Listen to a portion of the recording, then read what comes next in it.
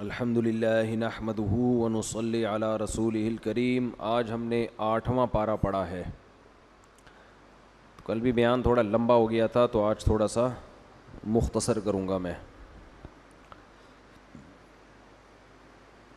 8ویں پاری کی جو ابتدا ہوتی ہے وَلَوْ أَنَّنَا نَزَّلْنَا إِلَيْهِمُ الْمَلَائِكَةَ وَكَلَّمَهُمُ الْمَوْتَى. اللہ نے فرمایا کہ اگر ہم آسمان سے فرشتوں کو اتاریں اور مردے زندہ ہو کے ان سے کلام کرنے لگیں تو بھی یہ لوگ ایمان نہیں لائیں گے. جو ضدی اور ہٹ دھرم ہوتے ہیں وہ اتنی بڑی بڑی نشانیاں دیکھ کر بھی ایمان نہیں لاتے.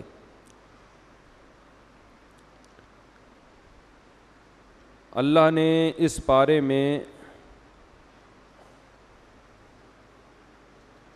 اپنی نشانیاں بھی بہت زیادہ بیان کی. انشأ جنات معروشات والنخل والزرع مختلفا اکلہ والزیتون والرمان متشابہا وغیر متشابہ.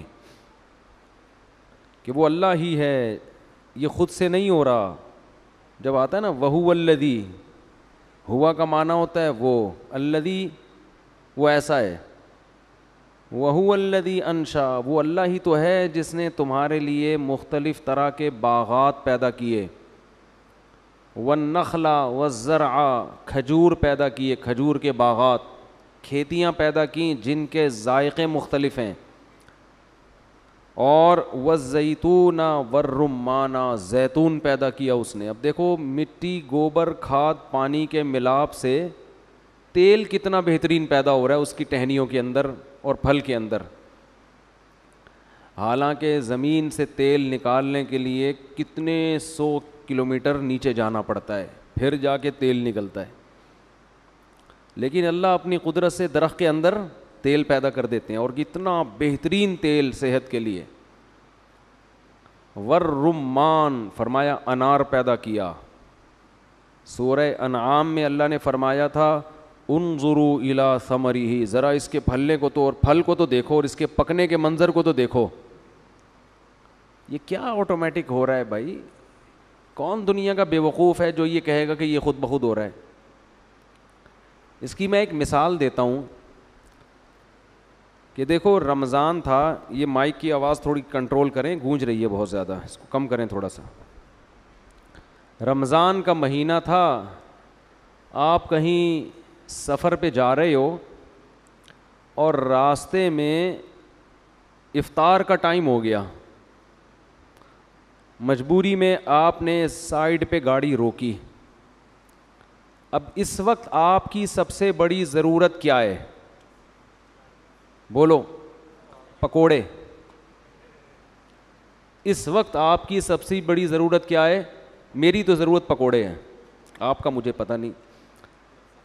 پکوڑا جو ہے نا وہ افطاری کا رکن ہے بر صغیر میں, اس کے بغیر افطاری نہیں ہوتی. پکوڑے کے ساتھ چٹنی ہونا بھی ضروری ہے. میری اپنا افطاری کا معمول یہ ہے, کچھ بھی نہ ہو مجھے پکوڑوں کی پلیٹ بھر کے کھلا دو, میں کھا لوں گا. لیکن اگر پکوڑا نہیں ہے تو میں پھر اس افطاری کو افطاری نہیں مانتا. اب آپ لوگ کا مجھے نہیں پتا, لیکن اکثر ایسا ہی ہوتا ہے. تو افطاری میں آپ نے گاڑی سائڈ پہ لگائی, بالکل روڈ میں, صحرا میں, آپ عجیب منظر دیکھتے ہیں. آپ کی سب سے بڑی ضرورت ہے افطاری. آپ نے دیکھا ایک دسترخوان لگا ہوا ہے, ادھر نیمبو کا شربت, اگر میں شربت پیتا بھی ہوں تو نیمبو کا, لیمن ڈال کے, ورنہ نہیں, ورنہ وہ سنی ٹن ٹناٹن بن جاتا ہے نا آدمی میٹھا پی کے, تو لیمن سے تھوڑا کنٹرول ہو جاتا ہے. تو آپ کی سب سے میں اپنی مثال دیتا ہوں نا بار بار, جب مجھے اپنی چیزیں ہی پیش کرنی ہیں تو پھر آپ کو روڈ پہ لے کر کیوں آؤں میں, پھر میں ہی روڈ پہ آ جاؤں. تو میں نے گاڑی روڈ پہ لگائی, مجھے لگ رہی ہے سنی ٹن ٹناٹن والی بھوک.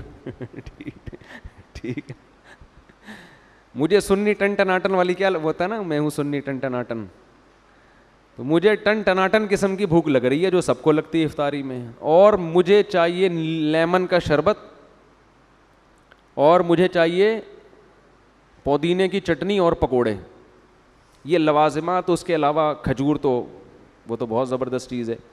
تو میں نے دیکھا کہ دسترخوان بچھا ہوا ہے اور پکوڑوں کی پوری پلیٹ رکھی ہوئی ہے اور لہسن کی چٹنی پودینے والی.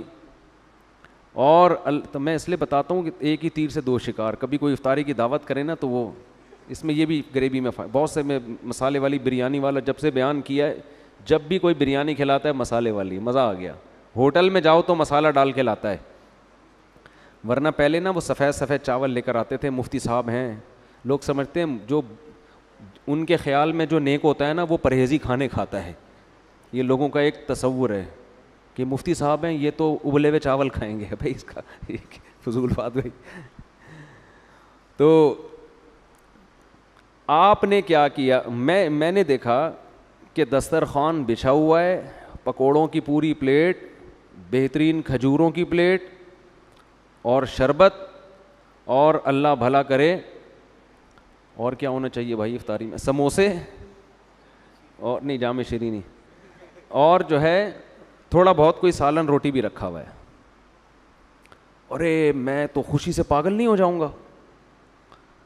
میں حیران یار, یہ کسی بندے نے میرے لیے دسترخوان لگایا اور اس کو یہ بھی پتہ ہے کہ بالکل اسی حساب سے دسترخوان بچھاؤ جس حساب سے مفتی صاحب کی افطاری ہوتی ہے. ایک ایک چیز اسی حساب سے رکھی ہوئی ہے. اس کو پتہ کیسے چل گیا یار؟ لگتا ہے اس نے یوٹیوب پہ میرا بیان سنا ہے. اب میں اس غور و فکر میں یار, جس بندے نے رکھا ہے میں اس کو تلاش کر کے شکریہ ادا کرتا ہوں. مجھے بندہ نہیں مل رہا کہ بھائی وہ بندہ اتنا ہوشیار ہے کہ وہ میرے گھر تک گیا ہے, اس نے میرے گھر والوں سے پوچھا ہے کہ یہ کھاتے کیا ہیں, ان کی میں نے دعوت کرنی ہے, اور مجھے پتہ ہے ان کا وہاں پر یہ جس اسپیڈ سے سہراب گوٹ سے نکلے ہیں تو ہائی وے پہ افطاری ان کی اس مقام پہ ہوگی, تو اسی مقام پہ انہوں نے میرے لیے دسترخوان بچھایا ہوا ہے. اس کو ایگزیکٹ وہ ٹائم بھی پتہ ہے. میں کہوں گا یار اس بندے کا مجھ پر بہت بڑا احسان ہے. اس کی میں سوچ کو, اس کی ذہانت کو اور خدمت کے جذبے کو داد دیتا ہوں. اب مجھ میں اگر غیرت ہوگی نا تو میں اس بندے کا نمبر تلاش کروں گا. بہت اہم مثال ہے, اس کو سمجھو, اس کو ہلکا مت سمجھو, اس کو پکوڑوں پہ نہ لے کے جاؤ خالی. مجھ میں غیرت ہوگی تو میں اس بندے کو تلاش کروں گا کہ نہیں کروں گا. یار اس کا نمبر دو, اس کا کم از کم شکریہ تو ادا کرے نا انسان. صبح سے بھوکے پیاسے, افطاری کا ٹائم, ایگزیکٹ وہی چیزیں اور ایسی لوکیشن پہ کہ اس کو پتہ تھا کہ غروب آفتاب جب ہوگا تو مفتی صاحب کی گاڑی یہاں کھڑی ہوگی. اتنے میں کیا ہوا, مجھے بندہ نہیں مل رہا کہ میں شکریہ ادا کروں. اتنے میں ایک سائنسدان آ گیا میرے پاس, جو بڑے افلاطون اور بڑی بڑی تھنکنگ جن کی ہوتی ہے نا, بہت اونچی سوچ.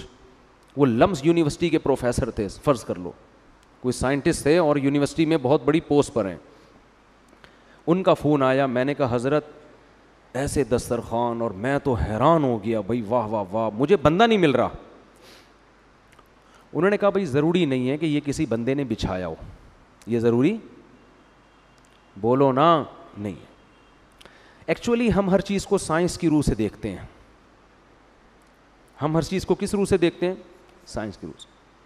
یہ ضروری نہیں ہے دسترخوان لگایا ہو, شربت وربت. ایکچولی اگر ہم ڈارون کی تھیوری پہ غور کرتے ہیں نا, ڈارون کی, تو تھیوری یہ بتاتی ہے کہ اربوں کھربوں سال میں ایسا ممکن ہے کہ کپاس بن کے ایک دسترخوان خود بخود وجود میں بولو آ جائے, اور کروڑوں اربوں سال میں اس بات کا امکان ہے کہ ایک دھماکے کے نتیجے میں وہ دسترخوان بولو بچھ جائے, اور کھربوں سال میں اس بات کا امکان ہے کہ شیشے جڑ جڑا کے ایک جگ اور اس میں نیمبو نچڑ جائے اور بیسن پیدا ہو جائے وغیرہ وغیرہ وغیرہ وغیرہ.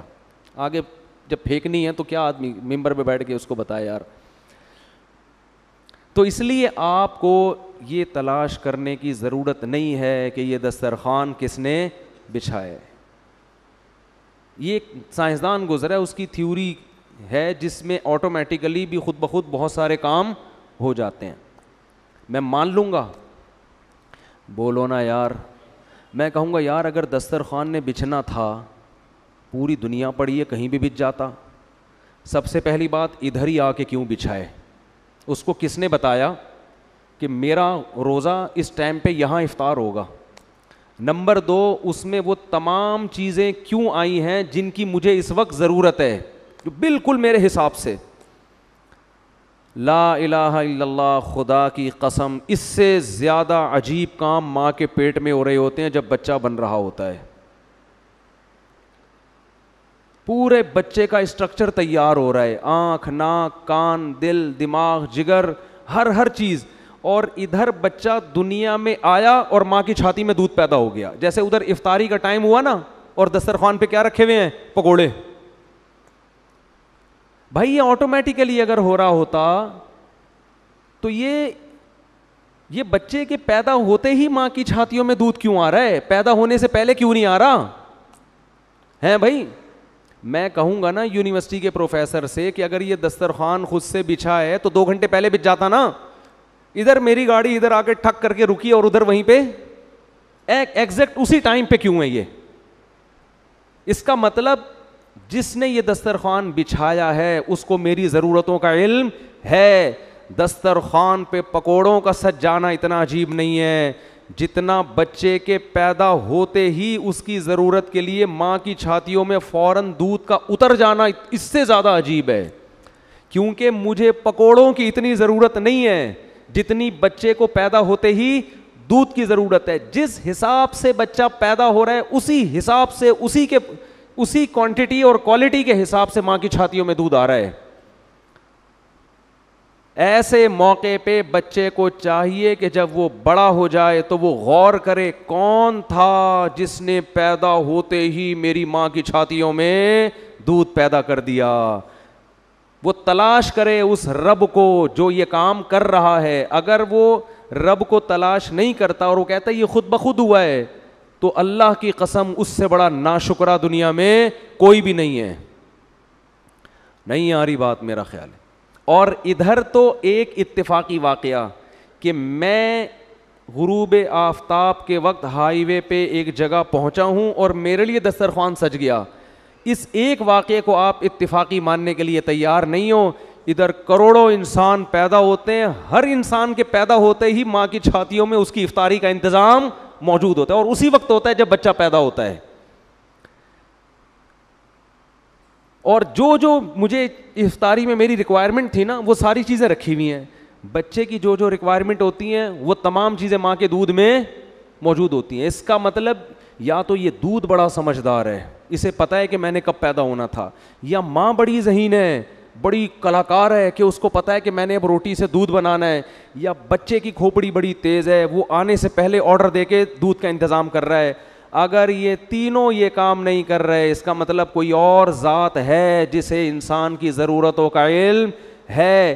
اسے یہ پتہ ہے کہ جب یہ پیدا ہوگا تو اسے کتنی کوانٹٹی میں کس قسم کی غذا چاہیے, اسے پکوڑے چاہیے, سموسے چاہیے, روٹی چاہیے یا دودھ چاہیے. اسے پتہ ہے دودھ چاہیے, لہذا پیدا کیا ہوتا ہے؟ دودھ پیدا ہوتا ہے. نہیں آ رہی میرا خیال ہے بات سمجھ میں. اس لیے اللہ قرآن میں کہتا ہے اکفرت بالذی خلقک من تراب, تم کیسے اس ذات کا انکار کر دیتے ہو جس نے تمہیں مٹی سے پیدا کیا. سائنسدانوں کی باتوں میں آ کے جہنم کی آگ کا ایندھن مت بنو, یہ بتا دوں میں. قرآن سیدھی دھمکی لگاتا ہے آگ میں پھینکوں گا میں, آگ میں. ہماری یونیورسٹیوں میں سائنسدانوں کی تھیوریز پڑھائی جاتی ہیں, اور ہمارا جو یونیورسٹی کے اسٹوڈنٹس کا جو طبقہ ہے وہ خدا کا منکر ہوتا چلا جا رہا ہے. اللہ ببانگ دہل اعلان کرتا ہے لیس لہم فی الآخرۃ الا النار, ان کے لیے, ان سائنسدانوں کے لیے بھی اور جو ان کے نظریوں کو فالو کر رہے ہیں ان کے لیے آخرت میں آگ کے علاوہ کچھ بھی نہیں, آگ میں پھینک دوں گا میں ان کو. اور قرآن یہ بھی دھمکی دیتا ہے وذالک علی اللہ یسیر, اس آگ میں پھینکنے کو یہ مت سمجھو کہ اللہ کے لیے مشکل ہے, یہ کام اللہ کے لیے کوئی مشکل نہیں ہے, وہ تم پہ ترس نہیں کھائے گا. ہمیں مشکل لگتا ہے کہ ہم کسی کو آگ میں ڈال لیں, ہمارا دل نرم ہو جاتا ہے. اللہ کہتے ہیں میرا ان لوگوں پر جنہوں نے میرے وجود کا انکار کیا یا میرے ساتھ دوسروں کو شریک کیا, مجھے ان پہ ترس نہیں آئے گا, یہ میرے لیے آسان ہے بہت, میں پھینک دوں گا آگ میں تمہیں. تو بھائی اپنے ایمان کو مضبوط کرو. قرآن کیسے دلائل دیتا ہے کہ یہ جب چیزیں پیدا ہو رہی ہیں, انار کی ٹہنی زمین میں لگتی ہے, کیسے قدرت کے خزانے حرکت میں آتے ہیں بھائی, کیسے بڑا ہونا شروع ہوتا ہے, ایک حد تک بڑا ہو کے اس میں پھول پیدا ہو جاتے ہیں, آٹومیٹک سارا سسٹم, ایسے سافٹ ویئر انسٹال ہو گئے ہیں, اس میں پھول پیدا ہوتے ہیں, وہ مکھیوں کو اپنی طرف مائل کرتے ہیں, پھر ان میں نر مادہ میں ملاپ ہوتا ہے, پھر پھل پیدا ہوتا ہے, پہلے کچا ہوتا ہے, پھر ہوتے ہوتے ہوتے ہوتے اب یہ وقت آتا ہے, قرآن کہتا ہے انظروا الی ثمرہ, اب اس کے پھل کو دیکھو, رزلٹ کیا نکل رہا ہے, کیا بویا تھا زمین میں اور رزلٹ کیسا بہترین رزلٹ. یہ تو خوبصورت پیکنگ میں بنا کے تمہارے لیے انار پیش کیا جا رہا ہے, یہ خود بخود نہیں ہوتا. پیکنگ میں جو چیزیں پیش کی جاتی ہیں وہ کمپنی نے پیک کی ہوتی ہیں, خود بخود پیکنگ نہیں ہوتی. ارے آپ کہیں جا رہے ہو اور کوئی چیز اوپر سے گر گئی آپ کے اوپر, کوئی آم گرا کھڑک کر کے آپ کے سر کے اوپر, یہ آٹومیٹک ہے, ٹھیک ہے نا. لیکن جب کوئی آپ کو آم کی پیٹی کا گفٹ دیتا ہے تو خوبصورت پیکنگ میں. اللہ ان پھلوں کو جو پیدا کرتا ہے, ان پھلوں کو ایک خوبصورت پیکنگ دی ہے اس نے. انار کی کیسی بہترین پیکنگ ہے, اس کے اندر قرآن کہتا ہے حبم متراکبا, جتنے بھی دانے والی چیزیں ہیں نا, اللہ کہتا ہے ان کے دانے بے ڈھنگے نہیں ہوتے, متراکبا, راکب کہتے ہیں سوار, متراکب ترتیب کے ساتھ ایک دوسرے پہ یہ دانے سوار ہوتے ہیں. بھٹے کو دیکھ لو نا, مکئی ہے بھائی, ایسا نہیں ہوتا کہ پودا ہوگا ایک دانہ ادھر ایک دانہ ادھر ایک دانہ ادھر ایک دانہ ادھر, ویسے ہی خود ہی جمع کرتے رہو بیٹھ کے, ترتیب سے اس کے اندر دانے جڑے ہوئے ہوتے ہیں. سیب کے درختوں کو دیکھ لیں, کیسے خوبصورت گچھے لٹک رہے ہوتے ہیں سیب کے, کیسے خوبصورت. انگور کو دیکھیں, کھجور کو دیکھیں, تو اللہ فرماتے ہیں ان فی ذالکم لآیات لقوم یؤمنون. جو چاہتا ہے نا خدا پہ ایمان لائے اور دلائل سے چاہتا ہے تو اس کے لیے یہ دلائل کافی ہے. جو نہیں چاہتا وہ ڈاروین کے ساتھ جہنم کی آگ میں جلے گا. جس کو خدا نے پیدا کیا وہ خود اپنے بنانے والے کا منکر ہے. اکفرت بالذی خلقک, اللہ کہتے ہیں جس نے تجھے بنایا تو اس کا انکار کر رہا ہے. دیکھو کسی اور چیز کو بنایا ہوتا, آپ کہتے ہیں بھائی پتہ نہیں یہ بائک کس نے بنائی ہے, یہ فلاں چیز کس نے بنائی ہے. دوسرے کے بارے میں فیصلہ کرنا مشکل, اپنے بارے میں تو آسان ہے نا کہ بھائی مجھے تو کسی نے نہیں بنایا اور خود سے بھی نہیں بن سکتا, اس کا مطلب مجھے بنانے والا کون ہے, اللہ ہے. وہ خدا ہے جو اپنا تعارف قرآن مجید میں کرا رہا ہے. اور ایک بات یہ ذہن میں آتی ہے, شیطان وسوسے ڈالتا ہے کہ ہو سکتا ہے وہ والا خدا نہ ہو جو مسلمانوں کا اللہ ہے, ہو سکتا ہے وہ کوئی اور خدا ہو. یعنی کسی نے بنایا تو ہے مگر ضروری نہیں کہ یہ والا ہو جو قرآن میں اپنی صفات بیان کر رہے ہیں کہ میں نے کیا. اس کا جواب یہ ہے کہ جس خدا نے بنایا ہے نا, اس نے بنا کے اگر کوئی لنک ہی بندوں سے نہیں رکھا تو سوال پیدا ہوتا ہے پھر بنایا کیوں اس نے, وہ کیوں کر رہا ہے یہ سارے کام. ہم تو اسی خدا پہ ایمان لائیں گے جو خدا ہمیں اپنا انٹروڈکشن کراتا ہے, بتاتا ہے کہ میں نے کیا ہے. اگر یہ والا خدا معاذ اللہ جھوٹا ہوتا تو پھر سچی مچی کا خدا آ کے بیان کیوں نہیں دیتا کہ یہ غلط بول رہا ہے, ٹھیک ہے نا. ہم تو اسی خدا پہ ایمان لائیں گے جو کلام کرتا ہے, جو اپنے بندوں سے رابطہ کرتا ہے. جو گونگا بہرا خدا ہے ہم اس پر ایمان نہیں رکھتے, جو بنا کے بھول گیا ہے. اس کا مطلب کوئی نہیں ہے سوائے اس اللہ کے جس نے آسمان سے کلام کو نازل کیا, جو اپنے بندوں کو اپنا تعارف کرواتا ہے. تو اللہ نے سورہ انعام میں اپنا تعارف کروایا, بہت نعمتیں اپنی بیان کی. اور اس کے بعد سورہ اعراف ہے. سورہ اعراف میں اللہ نے سب سے پہلے انسان کی پیدائش کا واقعہ بیان کیا ہے کہ تم پیدا کیسے ہوئے. اس کو بھی آج کل جو یونیورسٹیوں میں پڑھے لکھے لوگ ہیں نا, یہ آدم علیہ السلام کی مٹی سے پیدائش, پھر اللہ نے حکم دیا فرشتوں کو کہ سجدہ کرو, ان تمام چیزوں کا انکار کرتے ہیں. کہتے ہیں یہ سائنس سے ثابت نہیں ہے.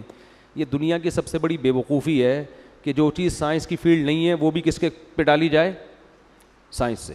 ایک ایسا ہی آج مجھ سے کوئی پوچھ رہا تھا, مفتی صاحب یہ کرونا کی ویکسین کے بارے میں اسلام کیا کہتا ہے. میں نے کہا یہ ایسا ہی ہو گیا جیسے آپ سے کوئی پوچھے بخار میں پیناڈول کھانی چاہیے یا نہیں کھانی چاہیے, اسلام اس بارے میں کیا کہتا ہے. او بھائی یہ اسلام کی فیلڈ بولو, ہاں یہ ہوگی کہ حرام اجزاء ہیں تو حرام ہے، حلال اجزاء ہیں تو پھر کھانی چاہیے کہ نہیں، یہ اسلام نہیں کہے گا، یہ کون کہے گا؟ یہ ڈاکٹر صاحب کہیں گے. اسلام بھی یہی کہتے ہیں کہ ڈاکٹر سے پوچھو. تو ویکسین یہ مفتیوں کی فیلڈ نہیں ہے. ہاں ویکسین میں کوئی حرام عنصر شامل ہو تو مفتیوں کی فیلڈ ہے، لیکن حرام عنصر اگر نہیں ہے تو پھر کورونا کی ویکسین لگانی چاہیے یا نہیں لگانی چاہیے یہ مفتیوں کی فیلڈ نہیں ہے، یہ کس کی فیلڈ ہے؟ ڈاکٹروں کی. اور اس میں جو اجزاء ہیں وہ حلال ہیں یا حرام، یہ ڈاکٹروں کی فیلڈ نہیں ہے، یہ کس کی فیلڈ ہے؟ ڈاکٹر تو یہ بتائیں گے یہ اجزاء ہیں. اب ان اجزاء پہ حلال کا فتویٰ لگانا ہے یا حرام کا، یہ کس کی فیلڈ ہے؟ مفتیوں کی. تو ہر چیز سائنس کی فیلڈ نہیں ہوتی. یہ فلاں سن میں یہ واقعہ ہوا تھا یا نہیں ہوا تھا، یہ سائنس کی فیلڈ نہیں ہے، یہ تاریخ دانوں کی فیلڈ ہے. کربلا میں حضرت حسین کا قتل ہوا تھا کہ نہیں ہوا تھا، یہ نیوٹن اور ڈاروین تھوڑی بتائے گا آپ کو، یہ تو مورخین بتائیں گے نا. بہت مشکل ہے. کیا ہو گیا یار، یہ تو ایسے بیٹھے ہوئے ہیں جیسے ابھی بھی روزہ رکھا ہوا ہو رات کے ٹائم پہ. یہ تو مورخین تاریخ دان بتائیں گے. اب جب آدم علیہ السلام پیدا ہو رہے تھے تو کوئی تاریخ دان موجود تھا ہیں کہ کیسے پیدا ہوئے، پھر کیا کیا واقعات ہوئے؟ ظاہر ہے نہیں تھا. تو اس لیے یہ ڈائریکٹ کون بتاتا ہے؟ اللہ بتاتا ہے، کیونکہ وہ تو پہلے شخص ہے نا دنیا میں، تو اللہ بتاتا ہے. تو اس لیے اس میں یہ کہنا کہ سائنس میں تو کہیں نہیں لکھا ہوا، تو یہ پاگلوں اور بیوقوفوں والی باتیں ہیں. تو اللہ نے آدم علیہ السلام کا واقعہ بیان کیا کہ وَإِذْ قُلْنَا لِلْمَلَائِكَةِ وَلَقَدْ خَلَقْنَاكُمْ، ہم نے تمہیں پیدا کیا. اور کیسے؟ مٹی سے، آدم کو.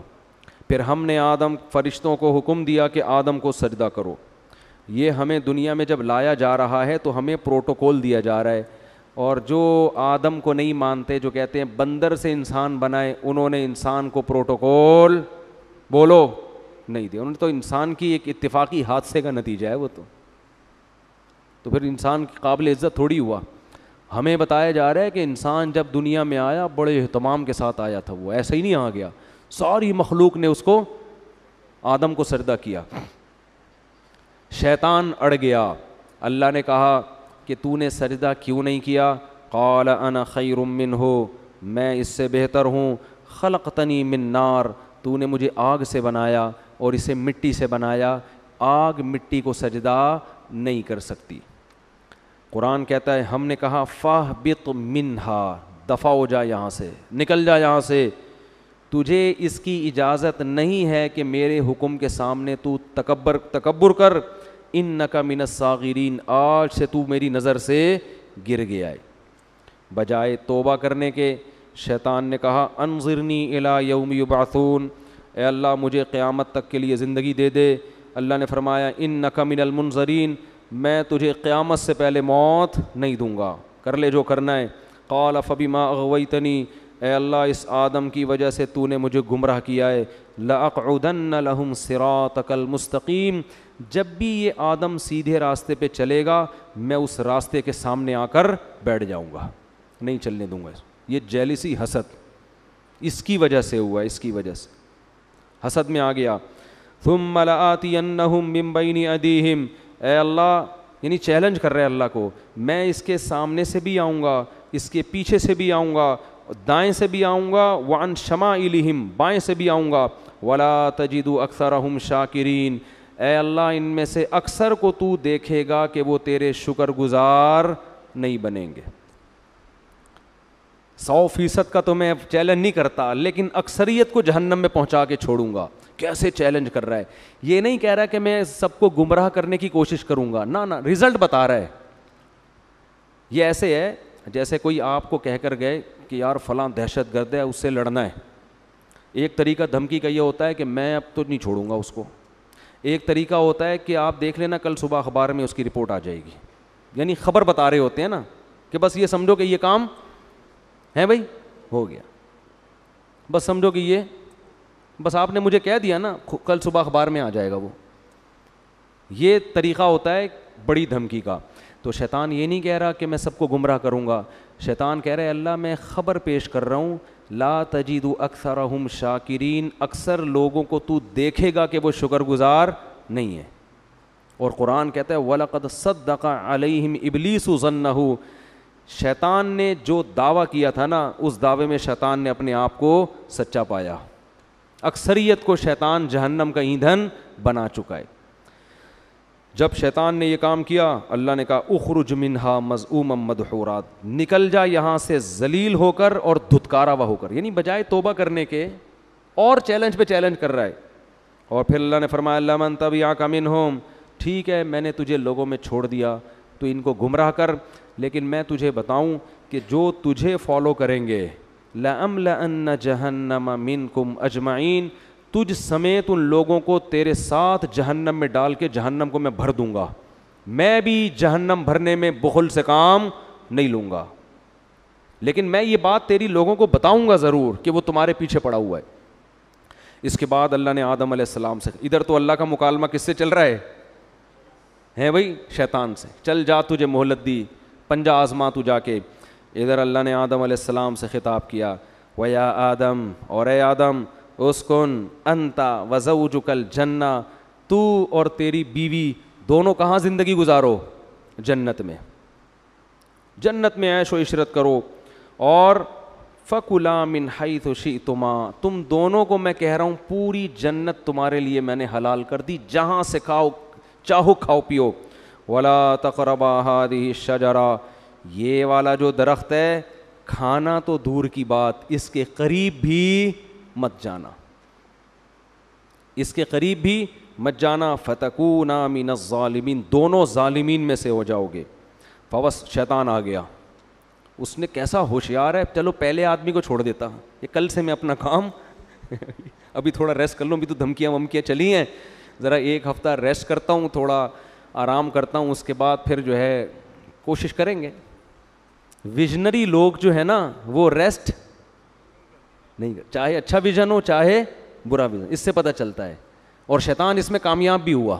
قرآن کہہ رہے اکثریت کہاں جائے گی, جہنم میں. شیطان نے جو کہا تھا نا کر کے دکھایا, لیکن بے وقوف یہ نہیں دیکھ رہا کہ میں بھی تو جا رہا ہوں ٹھیک ہے نا, یہ بے وقوفی ہے اس کی. اس نے کہا کوئی بات نہیں, ہم بھی جائیں گے, ان کو بھی لے کے مریں گے. تو اسی وقت سے شیطان نے کام اپنا شروع کر دیا. یہ جنت میں کیوں چلے گئے, قرآن کہتا ہے فوسوس لہما الشیطان, دونوں کو جا کے دل میں وسوسے ڈالنا شروع کیے شیطان نے, دل میں وسوسے. لیبدیہما ما وقال ما نہاکما ربکما عن ہذہ الشجرہ, ان کے دل میں جا کے خیالات ڈالے کہ دیکھو پوری جنت میں ہر چیز کھانے کی اللہ نے اجازت دے دی ہے, یہی والے پہ پابندی لگائی ہے, اس کا مطلب اس میں کچھ ایسی خاص چیز ہے جو دوسروں میں نہیں ہے. یہ انسان کی نیچر ہے کہ جس چیز سے روکا جائے نا, آپ تجربہ کر کے دیکھ لیں, گھر میں نا ایک الماری رکھیں اور ہر جو دراز ہوتی ہے نا اس میں کسی میں لاک نہ لگائیں, ایک میں لاک لگا دیں, اس میں کچھ بھی نہیں ہے, اس میں مری ہوئی چھپکلیاں ڈال دیں آپ. بے شک بچوں کو بولیں کہ اس کو نہیں کھولنا, بچے کسی کو نہیں کھولیں گے سوائے اسی کو کھولنے کی, ان کو ہوگا. وہ یہ شیطان وسوسے ڈالتا ہے, وہ نافرمانی کرواتا ہے. اب آدم علیہ الصلاۃ والسلام کے دل میں اور اماں حوا ان کی زوجہ, دونوں کے دل میں شیطان نے وسوسہ ڈالا اور کہنے لگا ما نہاکما ربکما عن ہذہ الشجرہ, دیکھو اس درخت میں کچھ تو ہے, اللہ چاہتا ہے کہ تمہیں جنت تو ملے لیکن وقتی, عارضی, موت تو ہے نا, وہ تو یہاں بھی مرو گے تم. تو لگتا ہے کہ اس درخت میں ایک چیز ہے کہ یہ درخت کھاتے ہی ہمیشہ زندگی, موت, یہ ایسی ویکسین لگ جائے گی یہ کرونا سے حفاظت کی ویکسین ہے, اور کرونا نہیں بلکہ یہ موت سے حفاظت کی کیا ہے, ویکسین ہے. یہ کھاتے ہی موت پروف ہو جاؤ گے. اور دوسری بات, فرشتے بن جاؤ گے جن کی ہزاروں سال عمریں ہوتی ہیں. تو یہ چکر ہے. قرآن کہتا ہے ایسے دل میں بار بار بار بار. اب پیغمبر جو ہے نا ان کے بارے میں پوری امت کا اجماع ہے, ان سے صریح نافرمانی نہیں ہوتی. البتہ یہ ضرور ہے کہ ان سے اجتہادی غلطی ہو جاتی ہے. تو علماء کہتے ہیں کہ آدم علیہ السلام کے دل میں خیال آیا اور اماں حوا کے کہ اللہ نے یہ والا درخت منع کیا ہے نا, تو یہی درخت وہاں بھی اگا ہوا ہے وہاں بھی اگا ہوا ہے, تو وہاں سے کھا لیتے ہیں, کیونکہ اللہ نے تو حاضی ہی کہا تھا یہ والا. حالانکہ اللہ کی مراد یہ تھی کہ یہ کا مطلب پوری جنت میں کہیں بھی یہ والا درخت نہیں کھانا. تو آدم علیہ السلام نے تعویل کر لی, اماں حوا نے بھی. یہ والا کا ہے وہ والا تھوڑی کا ہے. اور شیطان وسوسے ڈال رہا ہے کہ کھا لو بھائی کھا لو بھائی. جا کے قرآن کہتا ہے فلما ذاق الشجرہ, کھانا تو دور کی بات, ابھی زبان پہ پھل کو رکھا اور چکھا ہی تھا, فوراً اللہ کی طرف سے پہلا عذاب کیا آیا, وطفقا بدت لہما سوآتہما, اللہ نے دونوں سے جنت کا لباس چھین لیا, دونوں برہنہ ہو گئے. وطفقا یخصفان علیہما من ورق الجنہ, اور شرم کی وجہ سے جلدی جلدی جنت کے درختوں کے پتوں کو اپنے اوپر ڈالنے لگے. دیکھو دونوں میاں بیوی تھے اور میاں بیوی کا آپس میں کوئی پردہ نہیں ہوتا, اس کے باوجود اس سے پتہ چلتا ہے کہ حیا کا تقاضا ہے کہ نارملی عام حالات میں میاں بیوی لباس کے اندر رہیں, ایک دوسرے کے سامنے اپنے سطر کو ظاہر مت کریں. اس سے آپ اندازہ لگاؤ کہ جو ہماری لبرل خواتین جو کسی کی بیوی بھی نہیں ہیں, غیر محرم مرد کے سامنے نارمل حالات میں نیم برہنہ لباس پہن کے گھومتی ہیں, قرآن کی نظر میں وہ کس قدر بے حیا ہیں. یعنی بیوی کو بھی کہا جا رہا ہے کہ نارمل حالات میں جب میاں بیوی کا کوئی ریلیشن نہ ہو اس وقت تو نارمل پراپر ڈریس میں ہونا چاہیے, حالانکہ میاں بیوی کا کوئی پردہ نہیں ہے, لیکن یہ حیا کا تقاضا ہے. اور وہ عورت جو کسی ایسے مرد کے سامنے اپنے جسم کو ظاہر کرتی ہے جو اس کا شوہر بھی نہیں ہے اور نارملی اس ڈریس میں گھومتی ہے, اسکرٹ پہن کے گھوم رہی ہیں, سلیو لیس کپڑے پہن کے گھوم رہی ہیں, اس کا مطلب یہ لوگ آدم علیہ السلام اور اماں حوا کی نیچر پر نہیں ہیں, انہوں نے اپنی خاندانی پرمپرا کو چھوڑ دیا ہے. اصل تو ہمارا خاندان آدم اور حوا والا ہے نا, یہ اپنے کلچر کو فالو نہیں کر رہے, یہ آدم اور حوا کی نیچر پہ نہیں ہے, یہ فطرت پہ نہیں ہے یہ لوگ. تو فطرت اس کا تقاضا کرتی ہے کہ میاں بیوی بھی عام حالات میں نارمل حالت میں وہ ایک دوسرے کے سامنے اپنے جسم کو ظاہر کرتے ہوئے شرم محسوس کرتے ہیں. تو اب القرآن کہتا ہے فطفقا یخصفان علی وناداہما ربہما, فوراً رب نے ان دونوں کو پکارا, الم انہکما عن تلکما الشجرہ, کیا میں نے تم دونوں کو منع نہیں کیا تھا یہ درخت مت کھانا, وَأَقُلْ لَكُمَا إِنَّ الشَّيْطَانَ لَكُمَا عَدُوٌّ مُّبِينٌ, کیا میں نے کہا نہیں تھا کہ شیطان تمہارا دشمن ہے. اس سے پتہ چلتا ہے کہ اللہ تعالیٰ یہ واقعہ آدم علیہ السلام کو بھی سنا چکے تھے کہ دیکھ آدم, سب نے سجدہ کیا ہے, شیطان نے نہیں کیا, اور یہ تمہیں اور تمہاری بیوی کو گمراہ کرے گا. اب دیکھو ہوا کیا ہے, شیطان کو اللہ نے کہا تھا نا کہ سجدہ کیوں نہیں کیا, شیطان نے فوراً لاجک پیش کرنا شروع کر دی, میں بہتر اور یہ کیا ہے, یہ مجھ سے کمتر ہے. لیکن آدم علیہ السلام نے یہ کام نہیں کیا. آدم علیہ السلام نے یہ نہیں کہا کہ اللہ میں جنت میں آیا ہوں, تو نے یہ والا کہا تھا, میں نے وہ والا کھایا, یہ والا تھوڑی کھایا. جیسے بچے نہیں فوراً شروع کر دیتے ہیں,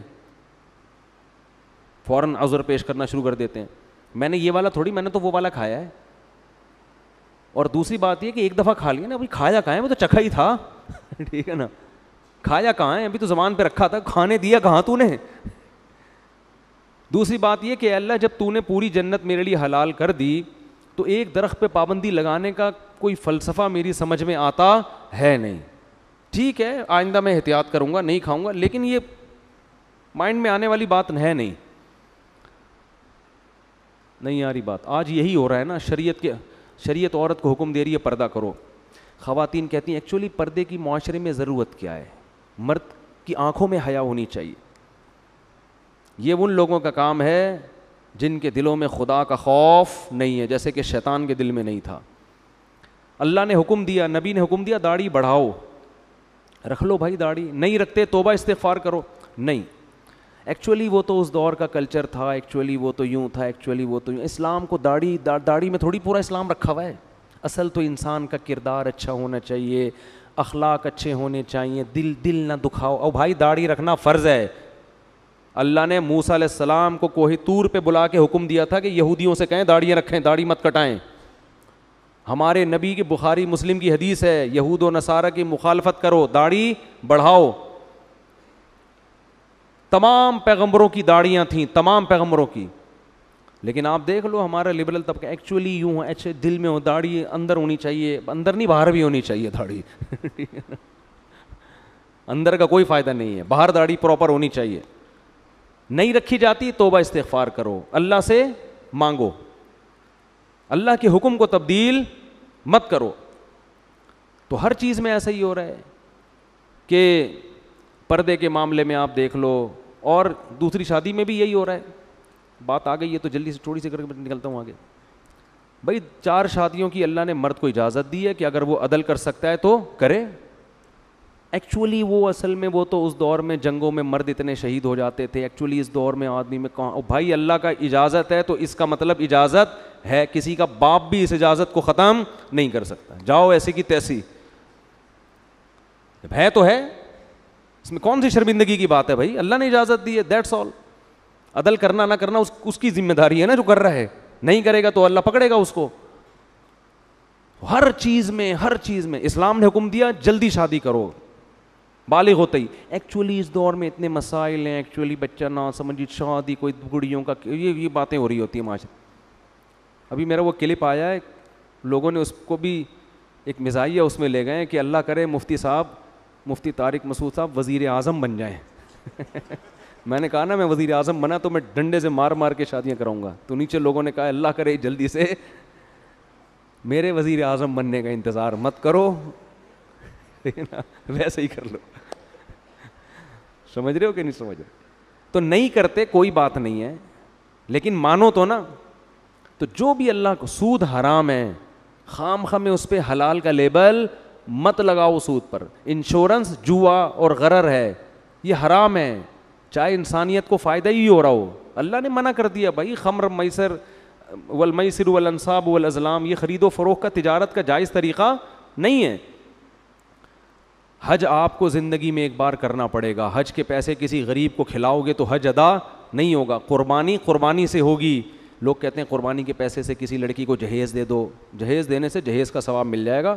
قربانی جب حضرت اللہ نے ابراہیم علیہ السلام کو کہا تھا نا بچے کو ذبح کرو, تو ابراہیم علیہ السلام نے یہ نہیں کہا تھا کہ اللہ اس سے بہتر ہے کہ میں کسی بیوہ کی شادی کرا دوں. بھائی یہ کیسا حکم دے رہے بچے کو ذبح کرو. اے اللہ میں کسی غریب کو جہیز دلا دیتا ہوں. اے اللہ میں ایک ہسپتال کھول لیتا ہوں جس میں غریبوں کا فری علاج ہوگا. اگر ابراہیم علیہ السلام اللہ سے اس قسم کے اعتراضات کرتے نا تو خلیل اللہ نہ بنتے. یہ شیطان کا کام ہوتا ہے کہ میں کیوں کروں, یہ کچھ اور بول دے. اللہ اس وقت شیطان سے کہتے کہ چل تو سجدہ نہیں کرنا نہیں کر, تو 1 کروڑ رکعت کی نیت باندھ لے. شیطان فوراً باندھ لیتا, فوراً کیا کرتا, بولو, باندھ لیتا. اللہ اس سے کہتے ٹھیک ہے تو غریب جنات کو کھانا کھلا.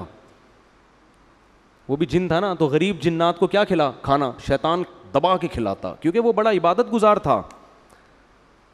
اس نے کہا سب کچھ کرنے کے لیے تیار ہوں, لیکن یہ حکم میری کھوپڑی میں آتا نہیں ہے. یہ جمعہ 8 دن آدم میرے سامنے پیدا ہوا ہے, میں پرانا عبادت گزار, کب سے عبادت کر رہا ہوں, میں اس کو سجدہ کروں.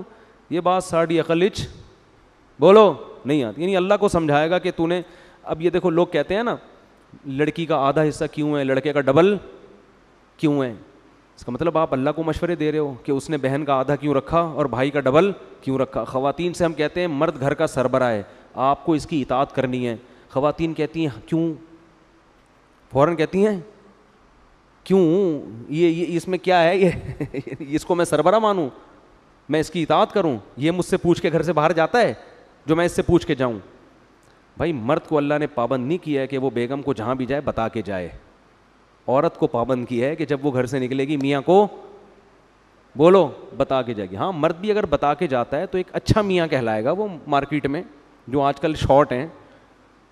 اچھی بات ہے, اخلاق کا تقاضا ہے, جہاں جا رہے ہو بتا دو. کوئی غلط, کوئی بم پھاڑنے تھوڑی جا رہے ہو, کوئی چرس پینے تھوڑی جا رہے ہو, دوستوں میں جا رہے ہو, بتا دو بیگم میں ذرا بیٹھا ہوا ہوں. اخلاق کا تقاضا اور چیز. لیکن قانون کیا ہے کہ رخصتی عورت کی ہوتی ہے, آدمی کی نہیں ہوتی, وہ باؤنڈ ہوئی ہے. لیکن آج کل سسٹم الٹ, آدمی کی ایسی کی تیسی ہو جاتی ہے, کم بخت 2 منٹ نہیں کہیں بیٹھ سکتا, لوکیشن پہ پتہ چل رہا ہوتا ہے کہاں بیٹھا ہوا اس وقت. پوری میپ پہ لوکیشن ڈالی ہوئی ہوتی ہے, اپنے بندے کا ڈی این اے ڈالا ہوا ہوتا ہے اس میں. تو لوگ پھر ڈپریشن میں آتے ہیں, یار گھر سے باہر کہیں آزادی ختم ہو گئی. تو اس کو اللہ نے پابند کیا ہے. ہاں پابند کا یہ مطلب نہیں کہ جیل خانے میں ڈال دیا, اب اس کو کہیں جانے ہی نہ دیں آپ, لیکن شوہر کو اعتماد میں لینا ضروری ہے. اب خواتین کہتی کیوں, ہم تو مرد کے برابر ہیں. بھائی اللہ نے نہیں بنایا آپ کو. للرجال علیہن درجہ, اللہ کہتے ہیں میں نے مرد کو عورت پر ایک درجہ فضیلت دی ہے. تو عقل مند عورت کہے گی بھائی اللہ نے اس میرے میاں کو میرا سربراہ بنا دیا, اے اللہ میں تیرے حکم پہ راضی ہوں, اگرچہ مجھے کھوپڑی میں آتا نہیں ہے, لیکن میں اس کو سر کا تاج بناؤں گی, اس کی خدمت کروں گی, اس کو عزت دوں گی, اس کو احترام دوں گی. عقل مند عورت یہ کرے گی کس کو خوش کرنے کے لیے؟ اللہ کو, کہ بھائی یہ بھی مر جائے گا ایک دن تو مجھے اللہ اس پہ کیا دے گا؟ اجر, کہ تو نے اپنے شوہر کو راضی رکھا تھا. اور اللہ نے میاں کو پابند بنا دیا کہ سارا خرچہ کس کے ذمے ہے؟ تمہارے ذمے. اب میاں بیوی کو سمجھا رہا ہوتا ہے ایکچولی آج کل مہنگائی کا دور ہے, ایکچولی تم بھی جاب کرو, دیکھو گھر مل کے ایسا نہیں ہوتا, یہ ٹوپی ڈرامے ہیں بھائی. جب اللہ نے کہہ دیا بما انفقوا من اموالہم, مہنگائی ہو یا سستائی ہو, گھر کا سارا خرچہ کس کے ذمے ہے؟ آدمی کے ذمے. تو اب اللہ کو مشورے دینے کی ضرورت, بولو نا یار, نہیں ہے. تو ہم سب ہیں شیطان ہی, ٹھیک ہے نا, جس طرح سے اسٹائل ہے نا ہمارا, بدنام شیطان کو کیا ہوا ہے, کام سارے ہمارے بھی وہی ہیں. تو شیطان نے کہا تھا نہیں میری کھوپڑی میں نہیں آ رہا, آدم کو اللہ نے کہا میں نے منع کیا تھا مت کھانا, تو آدم علیہ السلام نے یہ نہیں کہا ایکچولی اللہ مجھے اصل میں کنفیوژن ہو رہی تھی تھوڑی, یہ والا یا وہ والا, تو اصل میں وہ نا نا نا نا نا نا, جیسا ہی اللہ نے کہا میں نے منع کیا تھا, آدم نے کہا ربنا ظلمنا انفسنا, دونوں مل کے دعا مانگنے لگے میاں بیوی, اے ہمارے رب ہم نے اپنی جان پہ ظلم کیا, کوئی عذر نہیں, غلطی ہو گئی. وَإِن لَّمْ تَغْفِرْ لَنَا, اب بھکاری بن کے مانگ رہے ہیں اللہ اب تیرے رحم و کرم پہ ہیں ہم, تو چاہے تو شیطان کی طرح ہمیں بھی دھتکار سکتا ہے ہمیشہ کے لیے, لیکن ہم تباہ ہو جائیں گے, ہم کیا ہو جائیں گے؟ برباد. ہم پہ طرز کھا اور ہمارے اس جرم کو معاف کر دے.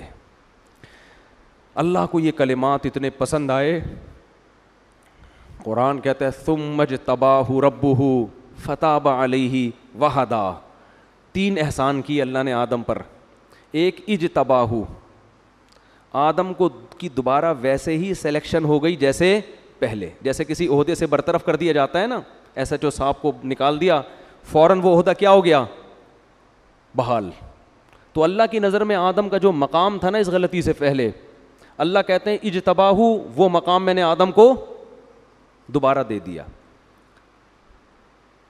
ثم اجتباہ ربہ فتاب علیہ. نمبر 2, گناہ بھی معاف کر دیا. صرف دنیاوی لحاظ سے جو عہدہ ملا تھا وہ واپس نہیں ملا, بلکہ جو غلطی تھی وہ بھی معاف. اور پھر ایک اور احسان یہ کیا, وہدا, آئندہ کے لیے ان کو یہ توفیق دی کہ سیدھے راستے پہ چلیں اور ایسی غلطی نہ کریں. یہ تگڑی توبہ کی علامت ہوتی ہے کہ دوبارہ گناہ سے انسان کی حفاظت. ایسا بنا دیا کہ اب غلطی پروف ہو گئے, کیا ہو گئے, اب نہیں ہوگی یہ غلطی, اب میں حفاظت کروں گا آپ کی توبہ مجھے اتنی پسند آئی ہے, اب آپ سے یہ غلطی میں نہیں ہونے دوں. شیطان وسوسے ڈالے گا, اب میں شیطان کی راہ میں رکاوٹ بنوں گا. بعض دفعہ ایسی خاندانی توبہ انسان کرتا ہے کہ اللہ پھر اس کو توفیق دیتے ہیں کہ وہ غلطی سے بچے, لیکن پھر بھی غلطی ہوتا ہے پھر بھی توبہ کرو. تو اس سے ہمیں پتہ چلتا ہے کہ بھائی ہم خطا کے پتلے ہیں, ہم سے ہو جائے گی تو ہم شیطان والے راستے پہ نہیں چلیں گے, توبہ کریں گے اللہ سے. جب اللہ نے آدم علیہ السلام کو یہ فرمایا تو اللہ نے فرمایا توبہ تو قبول ہے, لیکن اب آپ کو زمین پہ رہنا ہے. یہ تو ایک میں نے ریہرسل کروائی تھی, ٹھیک ہے نا, جنت دکھائی آپ کو کہ آپ کو اس کے لیے بنایا ہے, اور توبہ کی آپ نے, تو اب آپ اصل میں تو آپ کو دنیا کے لیے پیدا کیا ہے میں نے. اب آپ دنیا میں جاؤ گے اور آپ کی اولاد پیدا ہوگی, جو جنت میں مزے تھے وہ اب آپ کو نہیں ملیں گے, اور آپ جا کے یہ اعلان کر دیں اپنی آنے والی نسلوں میں کہ جو دوبارہ اس جنت میں جانا چاہتا ہے وہ اپنے آپ کو غلطیوں اور گناہوں سے بچا کے. اب یہ فری میں نہیں ملے گی, یہ محنت پہ ملے گی. ابھی تو میں نے آپ کو فری میں دے دی تھی, ٹھیک ہے نا, اب یہ جنت دوبارہ فری میں نہیں ملے گی. جزاء بما کانوا یعملون, جو عمل کرے گا اس کو ملے گی, اور جو عمل نہیں کرے گا وہ اس جنت سے محروم. پھر اللہ نے اس واقعہ سنانے کے بعد فرمایا یا بنی آدم لا یفتننکم الشیطان کما اخرج ابویکم من الجنہ. اے بنی آدم, اے انسانوں, دیکھو شیطان تمہیں اسی طرح ورغلا کے جنت سے محروم نہ کر دے جیسے اس نے تمہارے باپ آدم اور حوا کو نکلوایا جنت سے.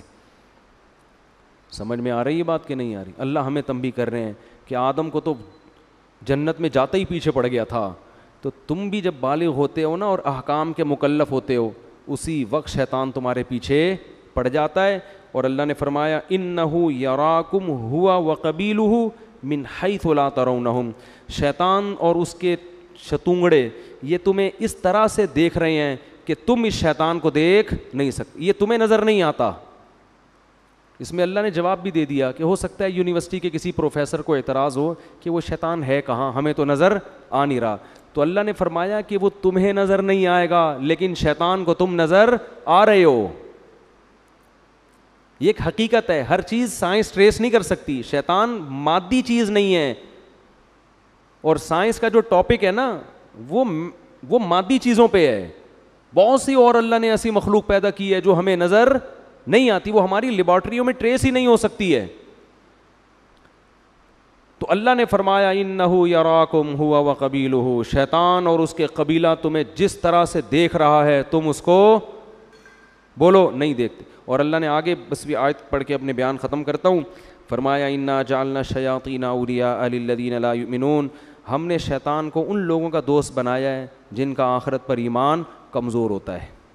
اگر جنت پر آخرت پر ایمان مضبوط ہو, اس کا استحضار ہو, تو شیطان کا وار پھر آسان نہیں ہوتا. تو اس سے پتہ چلتا ہے کہ شیطان کے شر سے بچنے کے لیے یہ ضروری ہے کہ موت کا, قبر کا, آخرت کا استحضار کیا جائے, بار بار سوچا جائے کہ ایک دن آئے گا, ہمیں اللہ کے سامنے حساب دینا ہے.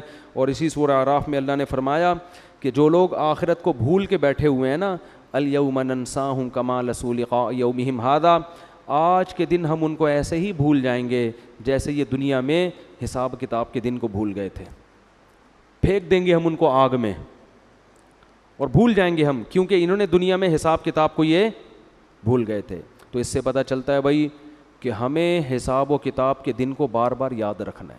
گھروں میں اس کا تذکرہ کیا کریں, دوستوں میں تذکرہ کیا کریں, بھائی ایک دن حساب و کتاب کا آنے والا ہے. پیغمبروں کو اللہ عدالت کے کٹہرے میں کھڑا کرے گا, ہم اور آپ کس کھیت کی مولی ہیں بھائی. تو بار بار جب اس کا استحضار ہوگا نا بھائی حساب کتاب, یہ آپ کو موٹیویٹ بھی کرے گا اور غموں سے نجات بھی دے گا. کسی نے آپ پہ ظلم کیا, پیسے لے کے بھاگ گیا, اب وہ میرے انگوٹھے جو ہوتے ہیں وہ سبزی والے کے جو انگوٹھے میں لے کے بیٹھا ہوا تھا, مجھے تسلی کس سے ہوئی بھائی ایک دن حساب و کتاب کا آنے والا, مل جائیں گے آخرت میں وہ سبزی والا, بولو ملے گا. میں بولوں گا بیٹا کہاں ہے پیسے نکال, اب پیسے تو نہیں ہوں گے, اپنی نمازیں دے دے مجھے, ٹھیک ہے نا, میرے گناہ اپنے اوپر لاد لے. تو یہ حساب و کتاب, کوئی بھی کسی پہ ظلم کر رہا ہے, اللہ کہتے ہیں لا تحسبن اللہ غافلا عما یعمل الظالمون, ظالمین جو کچھ کر رہے ہیں اللہ کو اس سے غافل مت سمجھو. انما یؤخرہم لیوم تشخص فیہ الابصار, اللہ ایسے دن کے لیے مہلت دے رہا ہے جس میں آنکھیں کھلی کی کھلی رہ جائیں گی. حکومت بھی ظلم کرتی ہے, کیوں؟ حکومت کہتی ہے ہم سے کون پوچھے گا, ہم پہ ہمارے خلاف کون کیس کرے گا. ابھی دیکھو نا وہ جو دھرنے میں مارم پیٹی ہو رہی ہے, ٹھیک ہے دونوں طرف سے غلطی ہو رہی ہے, لیکن اس غلطی کا ذمہ دار کون ہے؟ حکومت. کہ آپ نے ایک ایگریمنٹ کیا, معاہدہ کیا, اور آپ اس معاہدے سے پیچھے ہٹ گئے. تو جو البادی ہے نا, جو پہل کرنے والا ہوتا ہے نا, اصل ذمہ دار کون ہوتا ہے؟ وہ ہوتا ہے. تو آپ نے ایگریمنٹ کیا کیوں تھا اس وقت؟ آپ سوچ کے ایگریمنٹ کرتے نا.